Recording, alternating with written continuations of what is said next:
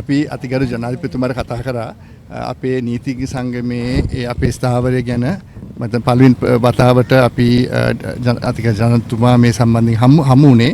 අපි ඉල්ලලා තිබුණා සාකච්ඡාවක් දැන් කාලෙකට ඉස්සරලා. ඉතින් අපි එතුමාට පැහැදිලි කරලා දුන්නා ඇයි නීතිඥ වෘත්තිය හර මිනිස්සුතුමන්ලා මේ ආණ්ඩුක්‍රම ව්‍යවස්ථා සංශෝධනයට විරුද්ධ වෙන්නේ කියලා. ඉතින් ඒ පැහැදිලි කිරීම අපේ ඩෙලිගේෂන් එකේ මතන 20 ගාණක් හිටියා. මතන ජනාධිපති නීතිඥවරු නීතිඥ සංගමයේ හිටපු මේ සභාපතිවරු මහාචාර්යවරු සවිති ගුණසේකර වගේ ඒ වගේ ලාල් විජයනායක ඔක්කොම සියලු දෙනාම සම්බන්ධ වුණා.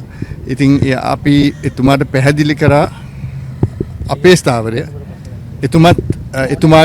එතුමාගේ ස්ථාවරය එතුමාගේ අදහසත් අපට මම හිතන්නේ ෆ්‍රීලි අපට කියා දුන්නා.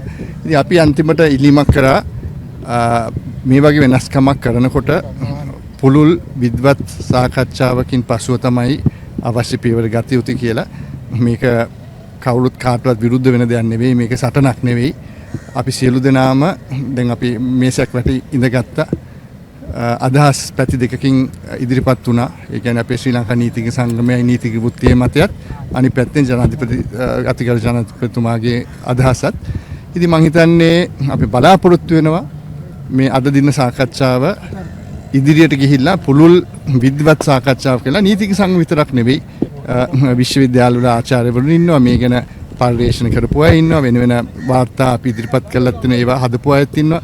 ඒ සියලු දෙනාගේම අදහස් අපි බලාපොරොත්තු වෙන සියලු දෙනා අදහස් අරන් මේ තීරණ ගැන නැවත හිතලා බලලා හරි තැනකට එන්න පුළුවන් වෙයි කියලා අපි බලාපොරොත්තු වෙනවා. සභාපතිතුමා මේ ව්‍යවස්ථා සංශෝධනය සමග අග්‍රමිනිස්තෘවරයා පුද්ගලික මූලික කරගනිමින් යම් අපහාසාත්මක ප්‍රකාශන නිකුත් කරනවා ඇතැම් පාර්ශව. ඒ සම්බන්ධව නීතිඥ සංගමය ඇයි නිහඬ ප්‍රතිපත්තියක් නෑ එහෙම නිහඬ ප්‍රතිපත්තියක් නෑ. ප්‍රථමයෙන් ඔබතුමිය මේ අමාරුවෙන් මෙතන ප්‍රශ්න අහන්නේ. ඉතින් ඒක නමුත් නෑ එහෙම නිහඬ ප්‍රතිපත්තියක් නෑ. අපි හැම වෙලාවෙම කාටවත් පෞද්ගලිකව විවේචනය කරන එක වැරදි. මට ඔබතුමිය අනිත් ප්‍රශ්නේ අහන්න ඕන. දැන් සතියක් දෙකක් තිස්සේ මටත් එනවා ওই වගේ කියන්නේ විවේචන දිගට හරහට මඩ ප්‍රහාර.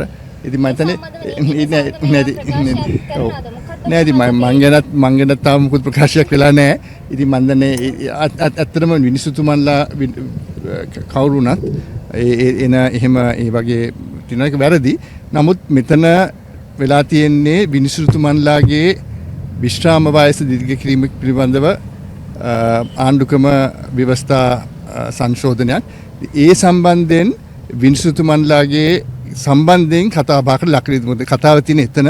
නමුත් අපි කාටවත් පෞද්ගලිකව මම දන්නවා මට දැන් ඔය වෙන ඔය ෆේක් accounts වලින් bots වලින් කරන්නේ ඒක වැරදි. ගැසට් කරලා තියෙන දැන් සභාපතිතුමා ගැසට් කරලා තියෙන දැන් ඉතින් කරන්න දෙයක් නැහැ නේ. ඉතින් එතකොට ඔබතුමා එහෙම කියන්නේ මොකද? දැන් ගැසට් කරලා කියන්නේ ඉතින් ඒක තියෙනවනේ වෙන මේ ජනමත විචාරණයක්ද? නෑ අපි බලමු ඒ ස්ටෙප් බයි ස්ටෙප් යමු. නමුත් දැන් අද අපි සාකච්ඡාවක් වුණා. මම හිතන්නේ ඒක හොඳ සාකච්ඡාවක්. ඉතින් මේ සාකච්ඡාවෙන් අපි බලමු මේක ආණ්ඩුක්‍රම ව්‍යවස්ථාව කියන වෙනස් කිරීම ආණ්ඩුව සතු දෙයක්. ඉතින් ඒ සම්බන්ධයෙන් ආණ්ඩුවට බලය තියෙනවා. ඉතින් ඒකට විරුද්ධ වෙලා අපිට ඒක වැරදි කියලා කියන එක අපේ අයිතිවාසිකම. ඉතින් මම හිතන්නේ අද සාකච්ඡාවෙන් පස්සේ හොඳ අතකට හැරෙයි කියලා මම බලාපොරොත්තු වෙනවා. නේද? එහෙම අපි කතා වුණා. ඉතින් අපි බලමු අපි අද හම්බුනේ වෙන කවුරුත් නෙවෙයි. අතිගරු ජනාධිපතිතුමා. ඉතින් ජනාධිපතිතුමා අපි දන්න විධායක බලය හොබවනවා. ඉතින් අපි එතුමත් එක්ක අපි බලාපොරොත්තු වෙනවා. එතුමත් පරිණත නායකයෙක්, පරිණත දේශපාලකයෙක්, නීති ආධිපත්‍ය අධිකරණ ස්වාධීනත්වය ගැන හුඟක් කියන්නේ අවුරුදු ගාණක් එතුමා සටන් කරලා තියෙනවා. මම පාරටත් බහැලා තියෙනවා. ඉතින් අපි බලාපොරොත්තු වෙමු කොහොමද ඒක වෙන්නේ කියලා. දසත සිසාරා විශ්වාසයේ සන්නාමය. දසත නිවුස්. දවසේ දසත පැතිරුණු පුවත් ඇසිල්ලෙන් දැනගන්න. දසත YouTube නාලිකාව සබ්ස්ක්‍රයිබ් කරන්න.